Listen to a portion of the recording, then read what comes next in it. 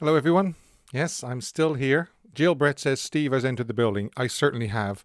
I hope I'm coming through loud and clear.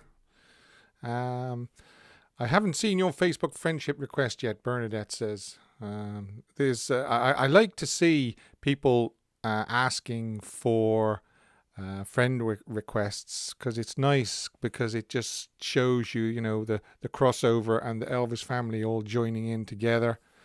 Uh, Very sunny Manchester, Margaret. Yes, it's sunny Ireland as well. It's been a lovely day. I hope I don't get sunburnt again. I've really been looking forward to tonight. We've got quite a little bit to go through. You be tripping. Hi, Steve. Love your channel. Well, if you do and you haven't yet, please like, subscribe, share, click the little bell, click all and all that so that you get notifications. Don Dowen, hi, how are you doing? Yeah, we've got quite a bit to go through tonight. So as I said, I've been looking forward to this all day. Elvis Lost Recordings is coming up in a few minutes, but we need to just get through a few things. One of the first things I want to do before I forget is I want to extend apologies to Scotland and the Scottish people, because when I was talking about Elvis and Prestwick, I kept saying England and Britain and things like that, and I should have said Scotland. So I do apologise for that. It was completely unintentional. I didn't mean any offence or anything like that to Scotland. So if everybody who was watching my live stream about Prestwick, I do apologise. I know the difference between Scotland, England, Wales, Ireland, Northern Ireland, so forth. So yeah. I wanted to say that. I wanted to get that in before I forgot. And I'll say that again as well on Sunday, just very quickly, just in case anybody only watches on a Sunday and misses me saying this now. Rob Jones says, where is Steve? Cloudy day in Memphis. Correct? Yes, it is. Hello, everyone. I'm slightly late. Hi, John. Again, if you're late, I've got to see a note.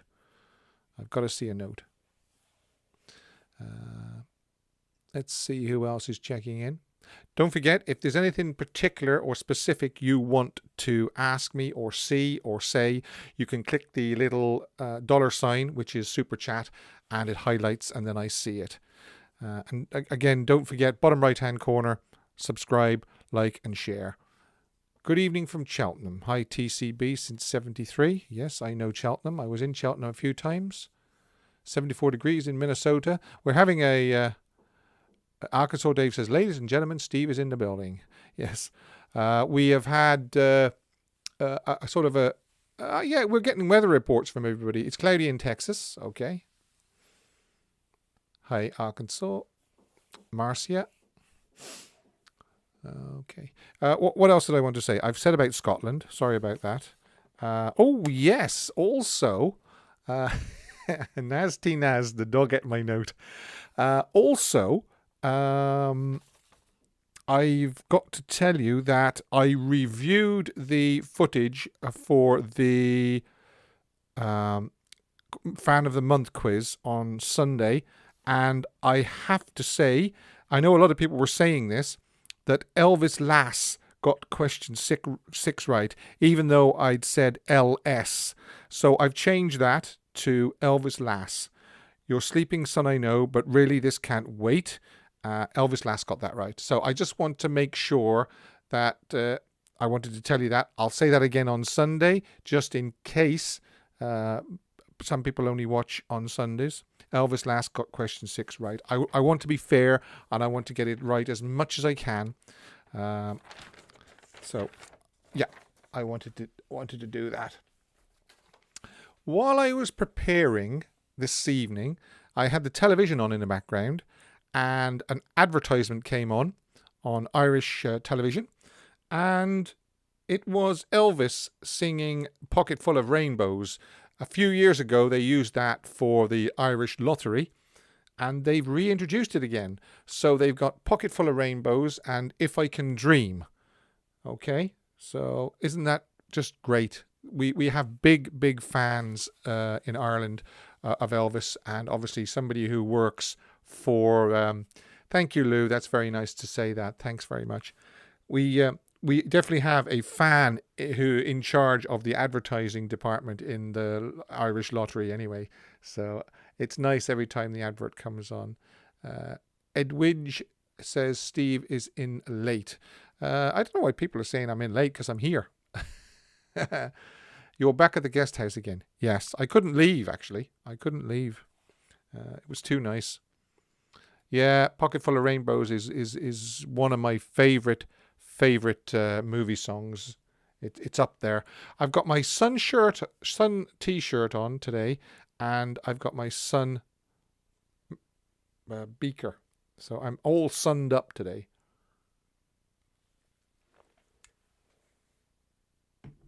So I wanted to just say that about the advertising before I forgot. I also wanted to say about Scotland. I've covered that. And I also wanted to say about Elvis Lass getting the question 6 right, not LS. What I normally do is I watch back the quiz, and if I have made a mistake, I rectify it. So, that's the way it goes. I mean, I do like to be fair. Right, lost recordings.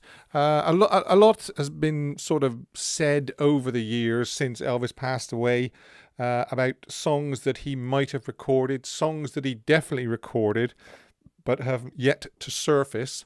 And then we also know of songs that did surface after a few years of toing and froing and rumors and people saying yes, it does exist, but it hasn't.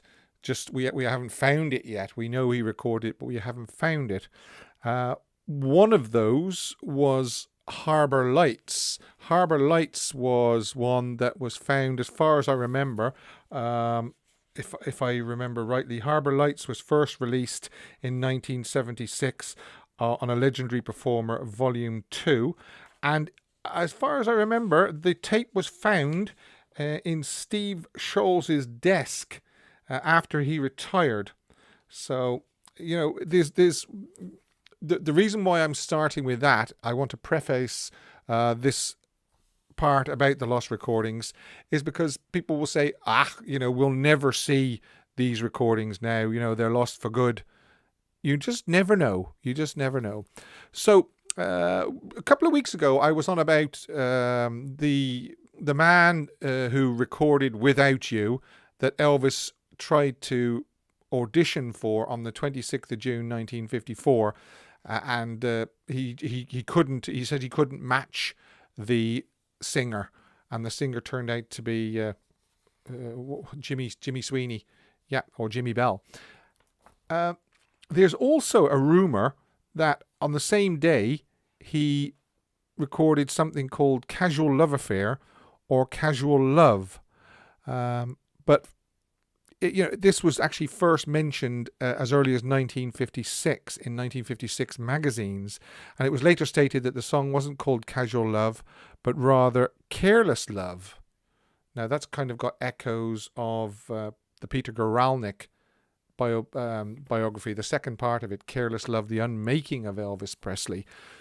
But it says, what we think is it may be possible for the second acetate, I'll Never Stand in Your Way, It Wouldn't Be the Same Without You, had been originally incorrectly listed in the first place as being I'll Never Stand in Your Way, Casual Love. But someone hearing the lyrics, I wasted my love on a careless romance, which is sung twice during the song, while listening to It Wouldn't Be the Same Without You. So that's probably a red herring. There probably isn't a song called Casual Love Affair or Casual Love or Careless Love. So that's probably not a lost recording. The next one is Tennessee Saturday Night. Rumors have it that there is 2 takes recorded on July the 5th to the 7th, 1954.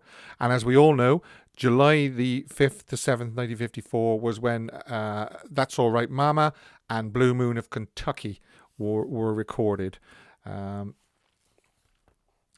it says here, according to sources, RCA planned to include this recording on the 1965 compilation album Elvis for Everyone, but substituted the Sun side Tomorrow Night instead, and did overdubs, and they slowed it down as well to try and make Elvis's vocal sound like 1965, not 1954. And I've said to you many times before, I don't actually like that. I would prefer the 1954 recording. Then we have Uncle Pen, one take, recorded September the 9th, 1954.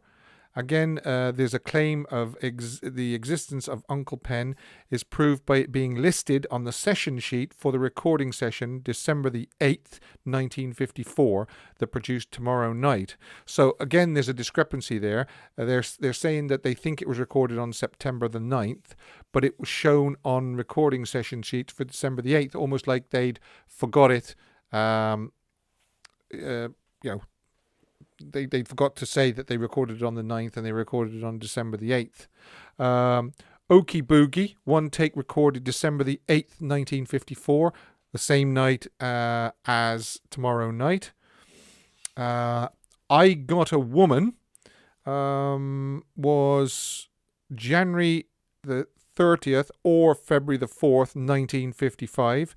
It was on tape box 4. Now I'll go over the tape boxes in a minute, because there was 15 tape boxes that were sent to when Elvis signed in November/December 1955. They also took all the tapes, Elvis tapes, because they then belonged to RCA, and Steve Scholes went through them.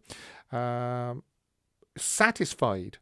Now, Satisfied definitely exists, because it is written on the sheets that accompany the tape boxes that Steve Scholes listened to. One take, 1 minute 15 seconds. Tomorrow Night was recorded. I'll Never Let You Go, Little Darling, Just Because, Good Rockin' Tonight, I Don't Care If the Sun Don't Shine, and Satisfied. So obviously Elvis launched into it, and after 1 minute 15 seconds abandoned it. Then we have jumping ahead, leaving behind Sun. We have Only You, the Platters, I think, on July the 2nd, 1956. Now we're very familiar with that. July the 2nd, 1956 was RCA Studios, New York, when he recorded Hound Dog, Don't Be Cruel in Any Way You Want Me. So somewhere it's listed in the RCA archives as Only You, brackets, try out, close brackets. Is that still hiding away somewhere, or has it been erased? Could well be erased, and I'll tell you the reason why is because there only seems to be the master take of Hound Dog, even though he did 31 takes. What happened to the other 30 takes? Were they erased? Yeah, probably. So, unfortunately, Only You could have been erased. Then we move on to August the 30th, 1962. The recordings for the soundtrack recordings for It Happened at the World's Fair, which was originally, the working title was Take Me to the Fair. On that day, Elvis did a take called Take Me to the Fair #1. And the ones that the version that we know and was released was actually listed as Take Me to the Fair #2. So somewhere, hopefully, in the RCA archives is Take Me to the Fair #1. We then go to Stack Studios, Memphis, Tennessee, December the 14th and 15th, Friday and Saturday. The same day that he recorded Talk About the Good Times. He rehearsed, and we have it on record and in interviews of the people that were actually in the Stack Studio that day, that he then tried the Dobie Gray We Had It All. Okay, We Had It All. And there's some reason why he thought he couldn't do it justice. There's rumors that he thought that people would think he was singing about Priscilla, things like that. But anyway, again, I'm hoping that somewhere in a drawer or misfiled is some takes of We Had It All. Well, jumping ahead to the Jungle Room sessions, February the 7th and 8th, Saturday and Sunday, we have the Morris Albert Feelings. There's Vincenzo saying he tried to record Feelings, but he didn't like the way it sounded. Again, it's in brackets as erased. Who knows? Because America, on the same day, he did 2 takes of that. Take 2 was the master. It says it only lasts 20 seconds, but it does exist. Yeah, I mean, going back to We Had It All, it says during the session they attempted to record the Waylon Jennings hit We Had It All. Well, I know the Dobie Gray version better, and although they ran through several takes, Elvis couldn't get it right. It says here nothing was put down on tape, but I find it hard to believe that Elvis was rehearsing it and Felton didn't turn on, or Al didn't turn on the tape. Because that was the way Elvis worked. He would rehearse something. He'd ask the engineers to roll the tape so as he could hear it back and see how he sounded. So, strange. I'd love to think that there is We Had It All lurking somewhere. Let's see now. What I wrote a list here. The 2 tapes missing from these December sessions. It isn't known exactly what was tried that night. So that was the We Had It All. So there's 2 tapes missing. Okay. So straight away, red flag. 2 tapes missing. We Had It All rehearsal. Okay. Elvis would sing some of the Platters song "Only You," Twilight Time and My Prayer between takes while recording in the Jungle Room. Cassette recordings of some of these performances are rumoured to exist. So there you go. Again, even if the original reels from the sessions were erased, who knows if somebody was making a cassette backup of these. Yeah, going back to the Sun tapes, I wanted to make a point about that. I was telling you that in November 1955, when Elvis signed with RCA, 15 tapes of Sun recordings were turned over to RCA. Producer Steve Scholes listened to them, and he made notes of what was on each of the 15 boxes. 8 Sun tapes, listen to this. Now, wait till you hear this. 8 of the Sun tapes were shipped from New York to the vaults in Indianapolis to be destroyed in 1957. Why would you do that? Why would you do that? In 1957, when Elvis, it was plain to see by then just how huge Elvis was, and probably going to continue to be, and yet they destroyed some. They destroyed 8 tapes. Okay, most of the original 15 tapes are lost today. Some were probably destroyed, as I just said. Others appear to have been stolen. Great, yeah. So somebody somewhere is holding on to one. The Harbour Lights tape was found in Steve Scholl's desk after his retirement. Yeah, I said that earlier on. The vocal channel slapback tape containing When It Rains, It Really Pours was lost for years until found inside another tape box in 1982 by coincidence. They were obviously looking for another tape, found the tape box they were looking for, opened it up, and what it said on the outside wasn't what was inside.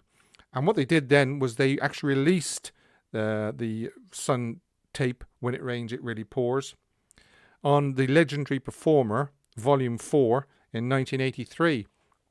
And I can remember queuing up for that to get it and taking it home, putting it on the turntable and listening to the outtakes of that and the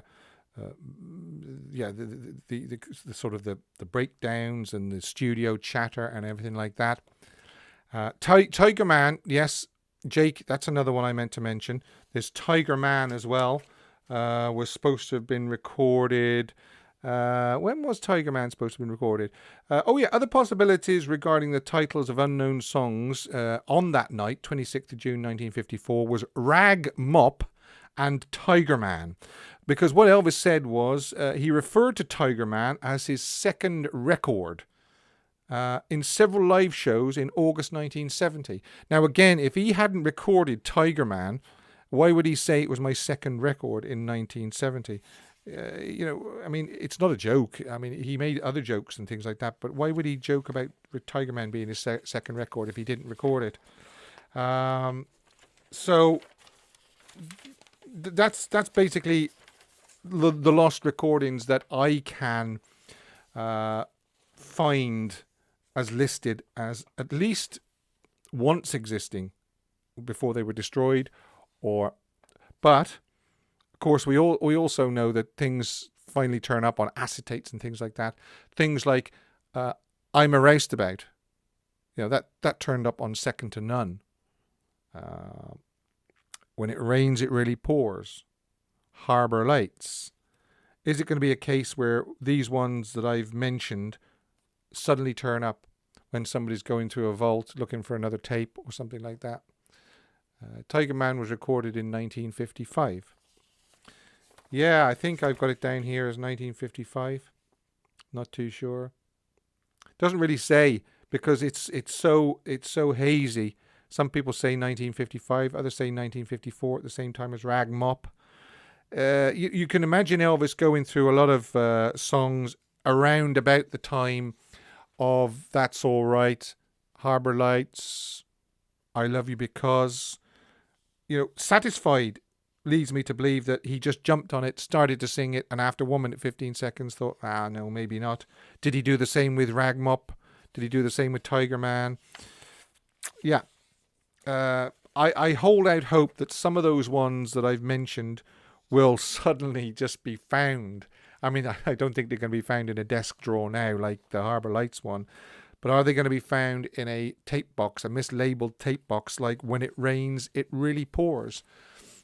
Jake says, tomorrow night and When It Rains, It Really Pours has a feeling to it because it is an old tape. Yes, that's right. I agree.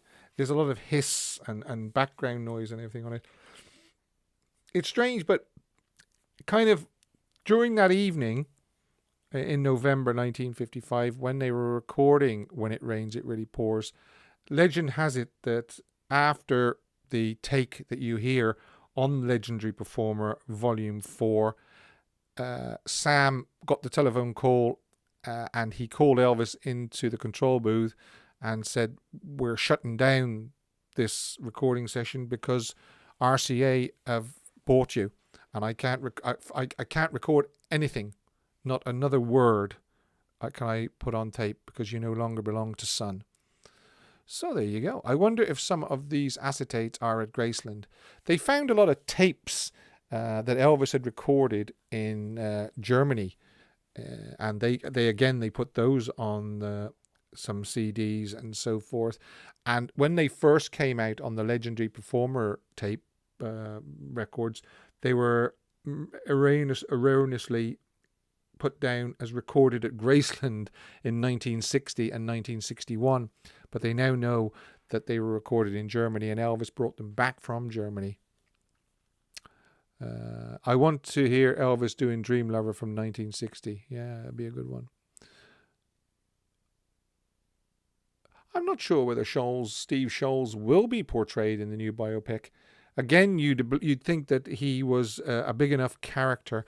He played such an important role in Elvis's career that he should be included. Steve Binder is in there. But I mean, I don't know. I don't think they can include everybody because if they include everybody that came into Elvis's life during his career, it'll be like a 12-hour movie. Maybe what they should do is they should do a huge 12 or 15 or 16 part, 20 part TV series that would really do Elvis's career justice. Because I always find how do you fit in. Elvis is 42 years into a 90-minute film or a 2-hour film. If they do extend it to 2 hours or whatever, you're going to have to drop out stuff, aren't you? You're going to have to kind of gloss over other stuff. I do think Chet Atkins played a huge role in the early years, yeah, and he did in Studio B as well. He was kind of a big influence on Elvis in Studio B. Steve Scholes was included in the CBS miniseries. Miniseries. I hate that term, miniseries, because I don't know now whether it would be commercially viable for a 20-part TV series, Elvis, the Man, Myth, and Legend. Yeah, that's what I would like to see, but I don't know how sort of financially and commercially viable it would be now. Would it get the audience? The time that maybe the time to do it would have been the few years after Elvis died, but it still would have been rushed. Look at the success of Kurt Russell's movie, and that was 1979. But it's the hardened fans now that, like us, that would be watching the 20-part series. Would the casual fan and viewer sit through 20 episodes? I know I would, definitely, if I thought it was good, and I thought it treated Elvis right, and it was historically accurate. No, Steve Scholes did not build the Studio A and B. It was Maddox. I think I said that the other day. A guy called Maddox. Yeah, well, we still don't know for sure what the biopic is going to be like that Baz Luhrmann is doing. I've said on here many times that I am definitely going to give it a chance, because I do believe it deserves a chance. Like most films, there's a few films though that just from the trailer I thought, I'm not going to sit through that. Elvis and Nixon was one of them. So there you go.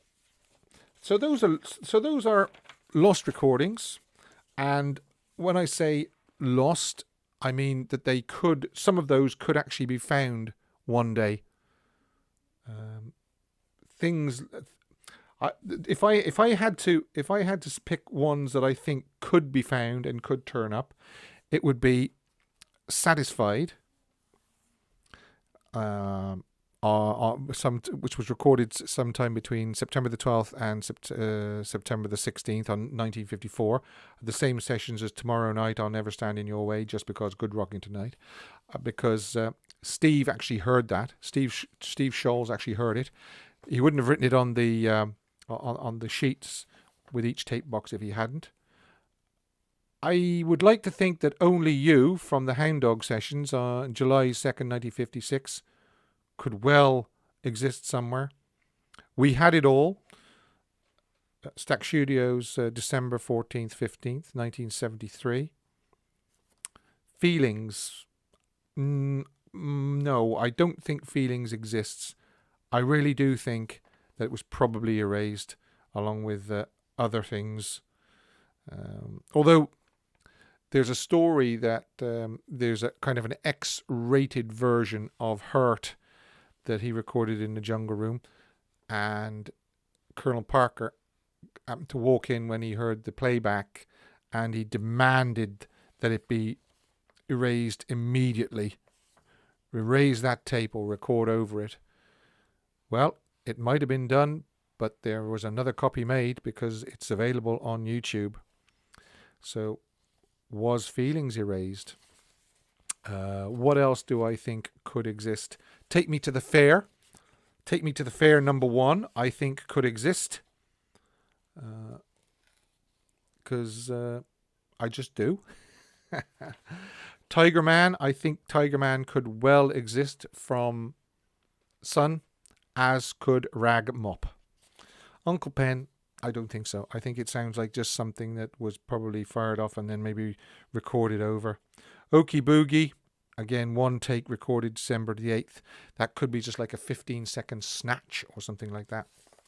So, but of all of them, I've often thought that Satisfied could still turn up somewhere, simply because Harbour Lights turned up, and When It Rains It Really Pours, and Satisfied. I just think, wouldn't that be great? Even a 1 minute 15 session of him singing Satisfied. Tiger Man is one of the greatest songs. It is a great song, yes.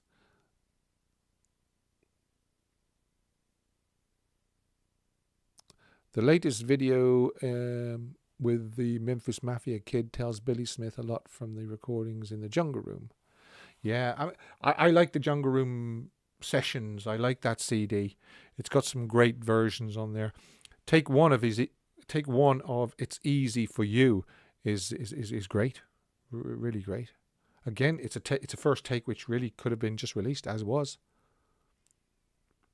Yeah, Vincenzo, I remember first hearing When It Rains It Really Pours from Sun when I got the Legendary Performer Volume 4. Great. People, if they want to know what the the theme for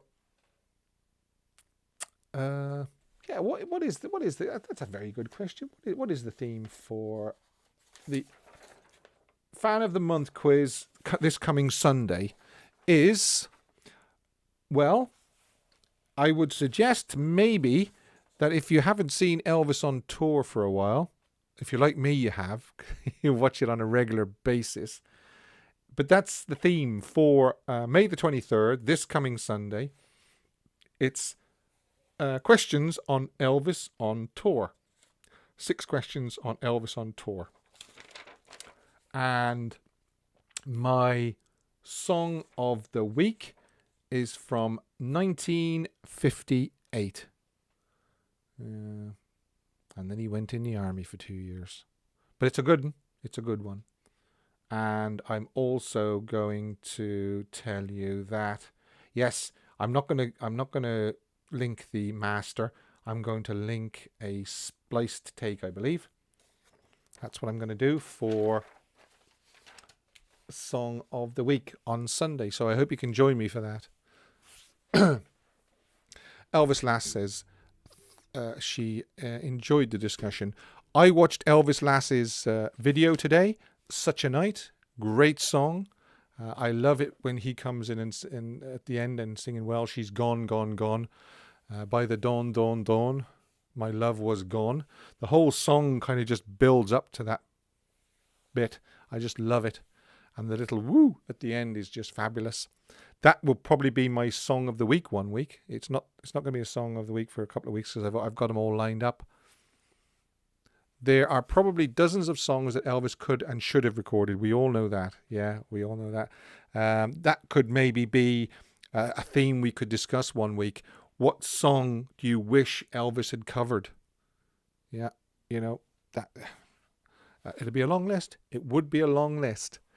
Now, if anybody is, thank you, Rob. If anybody is interested, I finally have a interview. I missed last week because unfortunately the interview fell through. These things happen. But in 25 minutes, there is an interview and it's a two-parter. Again, I've had to break it up into 2 parts because I don't like the interviews to be too long. So if it, I do like the interview to be long, but I don't like the, when I produce it, I like to split it down if into 2 episodes. So if I said to you Nick Adams, the actor Nick Adams, and I said to you the summer, fall of 1956, I think a lot of you will know who I'm talking about. And the interview is with his daughter, Allison Adams. So I'm really, really hoping that you will enjoy it. She sheds light on a lot of things that went on in those early days when Elvis was still just kind of on the cusp of becoming that massive, massive famous person that he is today. And behind the scenes in Audubon Drive and so forth. And then the second part, which will be next week, will deal with more memories and also how Elvis reacted when he heard that Nick had unfortunately died in 1968. So I really, really do hope that you enjoy the interview with Allison. I enjoyed it immensely. I enjoyed speaking to her. She's a lovely, lovely lady. I enjoyed putting it all together, post-production, editing it, listening back to it to make sure that I hadn't missed anything out, and the questions I wanted to get in. So I really enjoyed working on this interview. And well, Dave, if you listen to the two episodes, you will find out how Nick died. It's very, very sad. He even died younger than Elvis. And we do cover that. Me and Allison cover that in the interview. So, without further ado, because I don't want to crash my video coming up in 25 minutes, I'm going to see you all hopefully back here on Sunday for more Elvis chat, more Elvis news, more Elvis facts, and the theme is Elvis on Tour. If you do want to support this channel, as I say every week, you can click a link in the description box below and you can buy me some coffees. The twin tapes of the King Creole soundtrack were destroyed or erased. Probably. I wouldn't be surprised. So there you go. That's it for tonight. I really do hope you enjoyed the Allison interview, and you can let me know. I always like to hear and see comments on the video so that I know I'm doing the right thing, I'm not doing the right thing, what you thought of it. And see you on Sunday. Until then, stay safe. If you've got nice weather, do enjoy it. Get out and in the fresh air. So, TCB.